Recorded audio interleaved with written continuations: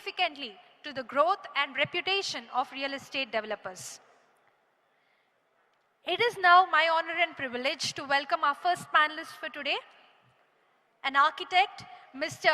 Mahadeep Singh Thapar ji. Mahadeep Singh Thapar ji, we welcome you onto the dais. He is the Managing Director and Chief Consultant of ADAPT, a strategic urban planning consulting company. With over 25 years of experience in urban planning, Mr. Mahadeep Singh has led transformative projects like master plans for Hyderabad and Bangalore and innovative townships across India. An alumnus of CEPT Ahmedabad, he's a gold medalist. Cornell University and NUS Singapore, he brings global expertise to sustainable urban development. A published author and regular speaker, he's shaping the future of cities with strategic insights and technological innovation. Welcome, sir. Thank you. Glad for having you on the panel today. It is now my privilege and honor to welcome the chairman of Vamsiram Builders, Sri Subbareddy garu, onto the dais. I will be moving on to the next panelist. Ashok Swamynathan. Ashok Swamynathan. I request Sri Ashok Swamynathan garu from Modi Builders to please join us on the dais, sir. Thank you so much for joining us today and being a part of our panel. Please give him a huge round of applause, ladies and gentlemen. ఇప్పుడు నేను real ఎస్టేట్లో మరొక దిగ్గజాన్ని పరిచయం చేయబోతున్నాను. శ్రీ రవి వర్మ గారు, the HRA member and partner in elemental reality. వారిని కూడా వేదికపైకి రావాల్సిందిగా ఆహ్వానిస్తున్నాను. రవి వర్మ గారు, ఈయన రియల్ ఎస్టేట్లో పెరిగి రియల్ ఎస్టేట్లో ఉన్నత శిఖరాలను అధిరోహించి 20 ఏళ్ల సుదీర్ఘ ప్రయాణంలో ఎన్నో రియల్ వెంచర్స్తో ఇండస్ట్రీకి మార్గనిర్దేశం చేశారు. కస్టమర్ల అభిరుచి మేరకు వెంచర్లను తీసుకొస్తూ ఔరా అనిపించుకున్నారు. ఆయన ఎవరో ఇప్పటికి మీకు అర్థమై ఉంటుంది. ఈయనే 100% correct, perfect pin code founder, HRA మాజీ joint secretary Ravi Varma garu. We welcome you sir. Thank you so much for joining us on the dais today. వీరందరికీ కూడా ఒకసారి గట్టిగా చప్పట్లు కొట్టండి. Real Estate Development and Community Impact panel will start now.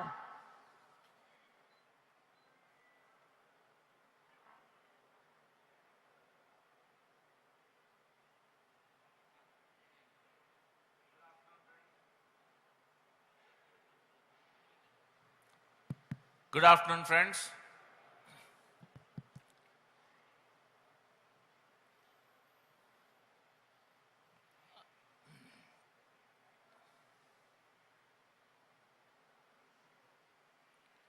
Mahadeep ji, you are expert in green building, you are expert in carbon neutralization. Can you advise the developers about development in greenfield areas where we can reduce the carbon print and minimize the environmental damages? What are the precautions a developer should take?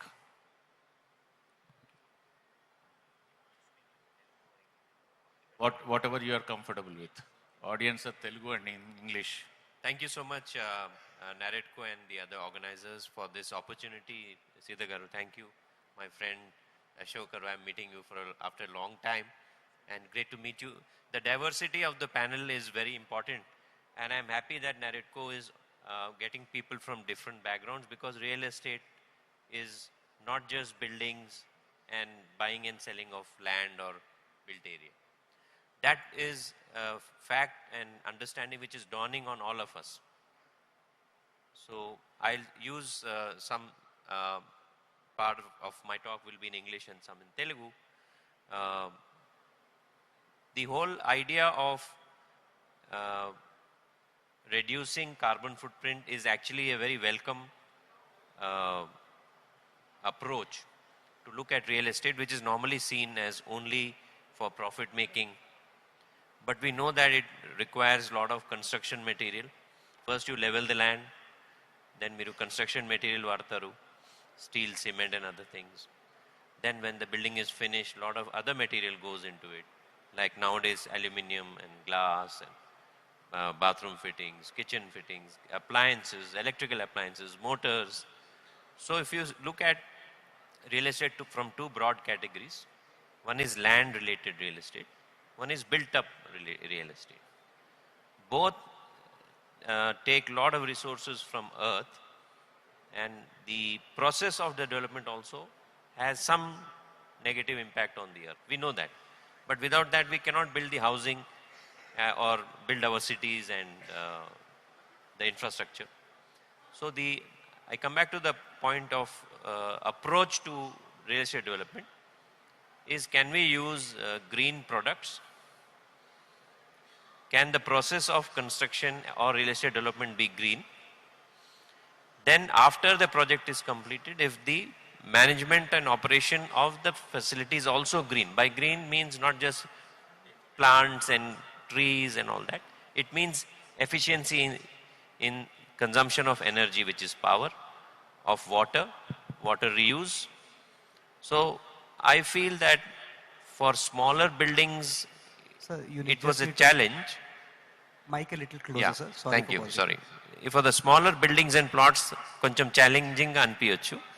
But for any medium and large builder, it is imperative అంటే చాలా important ఉంది that all the builders, everybody in the building and real estate community is more sensitized to develop their projects as per set guidelines. Some guidelines are there. అది follow చేస్తే automatically మీరు ఆ qualification కూడా దొరుకుతుంది మీకు.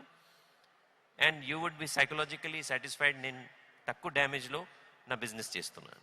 ఇది చాలా సింపుల్ లాంగ్వేజ్లో నేను చెప్తున్నాను. దేర్ ఆర్ రేటింగ్ సిస్టమ్స్ ఉన్నాయి, గ్రీన్ ప్రొడక్ట్స్ సర్టిఫైడ్ ఉన్నాయి.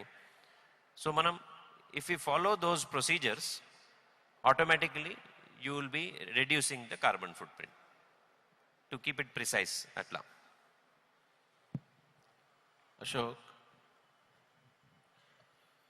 Ashok, company is like that. Government infrastructure కన్నా ముందు వీళ్ళు వెళ్ళి పర్మిషన్ తీసుకుంటారు. I wanted to know, how do you identify those areas? How do you define this particular area is for villas, particular area is for high rise, or particular area for affordable luxury? How do you define these things? Thank you, Sridhar.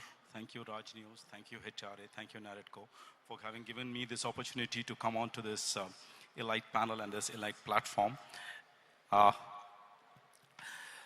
Yes, I'm Ashok Swamynathan, Director of Modi Builders. I've been in this business for nearly 32 years now. And we always have been focusing on affordable housing, single bedroom apartments, double bedroom apartments, small houses, mostly in the volume business game. Now, coming to the question that Sridhar asked me, saying that, how do you identify your lands for affordable housing? Now, the biggest input for any affordable housing project is, one, the cost of the land. So land has to be extremely inexpensive. Two, you have to design the project in such a way so that it is affordable for a person who's earning X salary.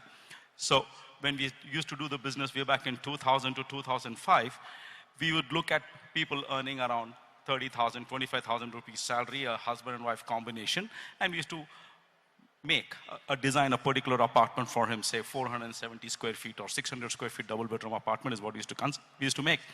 Now, he said, how do you identify the land? So what we thought is, like, we never came to the west. We don't have a single project on the western side of Hyderabad. So we identified that the then Congress government was planning the outer ring road. So we went and picked up land parcels all along the outer ring road, which are still going on. We picked up like close to 10 to 12 different land parcels of 10 to 15 acres to 30, 40 acres. And that is where we do our projects as of now. So we visualize that the outer ring road is going to be the biggest growth engine. And apart from that, we also picked up in such places so that we are not on the highway perspective, because what happens is when you're bang on the highway, the costs go up.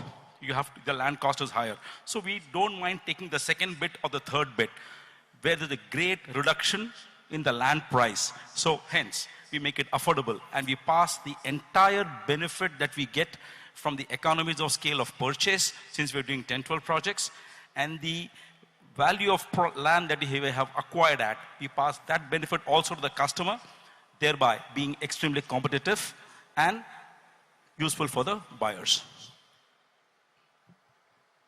Yeah, Ravi Varma garu. Realtors, news channel and Naredco developers, all are here. Advise us on automation and technology. technology for marketing and automation for developers. Great, sir. First of all, I would like to thank Naredco, HRA, and also Raj News for bringing in all synergies in single direction. So, getting back to your question, automation is of two folds.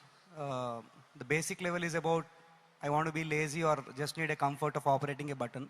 Second is about efficiency, where I reduce number of wirings, because if you basically see, most of our bedrooms have two switches, because you have to operate your switch right from next to your bed and while you are living. So if you actually detach that switch from a wall and make it an independent thing, that's when the automation basically starts. So automation, people assume, is expensive. It starts from as low as 75,000 rupees per apartment to as high as maybe 7 to 15 lakhs. Expensive ones are usually motors and the third party products what you try to shrink in. But of late we have been spending a lot of time at Elemental understanding how do we actually make automation more functional than just comfort or luxury. Then I realized that a case study of a medical requirement. You are speaking about a senior living or your parents staying in a villa in a ground floor. Today there are watches, smart watches and other tools, rings and other stuff which actually identify fault detection. But that alert goes to the same phone which it is linked to or the person. Assuming if you are not accessible to it, automation can actually call up the nearby doctor if you have already configured it. It can wish your parents on a birthday. It can do unlimited things. It's about how do you use it. So all these fitness equipments or other things, if they are integrated to the house and then they are programmed in as per your requirement, then I think one fault detection of a father in the ground floor, if same alert of a brain stroke goes at same time to the son in the bedroom, I think that's a priceless thing, and that will be a great contribution from a developer who believes that end buyer is also part of his family. So I think automation's opportunities are huge. Also at the same time, we should be careful in terms of what we ask for. Too much of data, too much of privacy loss. So you should always pick and choose. A lot of research will go into it. So I think automation on buyer side is this. In terms of developer related stuff, we have also worked in Singapore in delivering a PPVC model, pre-constructed volumetric construction, where one of the star hotels was built in some other country, delivered to US, like a Lego model, including beds, TV, everything. A 47-story, it was delivered in 13 months flat. And we also have few patents for India on locking and jointing techniques. I think gradually Godrej already started operating on bathroom pods, where they do rest of the house, but bathroom of a 22 functions is fit in. It comes like a single piece, go attach that bathroom, then you have your progress. I mean, a lot of nuisances go away because finishes is a decent challenge for every developer. So I think automation will come to the customer in terms of functionality and advantages, and to the developer in terms of scale and pace. How expensive is that? I think on a scale, it will be 50 to 75 rupees higher. On brick model, it will be on par with a Maiwan if you are able to plan it efficiently and number of repetitions. It's the same story, provided your supply hub. Outer Ring Road, I think, will be a game changer for Hyderabad. So every other city, even if I have to send something, it has a limitation of a container size. So if I have to do a big haul, doesn't mean I'll ship the whole haul there. I'll break it into Lego blocks of 18 and then send. End of the day, my limitation is that container size. So I think if Hyderabad decides that any side of Outer Ring Road, somebody puts a plant, then it's just about shipping things.